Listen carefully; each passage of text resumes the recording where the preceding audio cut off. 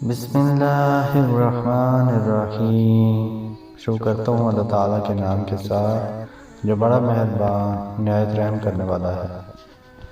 سیدنا ابو ہریرہ رضی اللہ عنہ نے نبی صلی اللہ علیہ وآلہ وسلم سے روایت کی کہ جس نے غسل کیا اور جمعہ میں آیا اور جتنی تکبیر میں تھی نماز پڑھی اور خطبہ سے فارغ ہونے تک چپ رہا، پھر امام کے ساتھ نماز پڑھی، اس کے گناہ بخشے گئے اس جمعہ سے گزشتہ جمعہ تک اور 3 دن کے اور زیادہ۔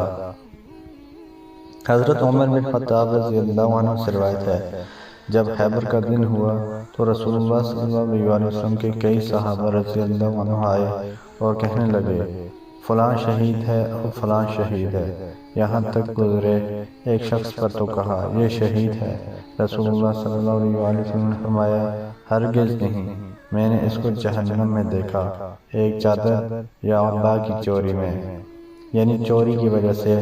پھر رسول اللہ صلی اللہ علیہ وسلم نے فرمایا اے خطاب کے بیٹے، اٹھ اور پکار دے لوگوں میں کہ جنت میں وہی جائیں گے جو ایماندار ہیں اور چور نہ جائیں گے۔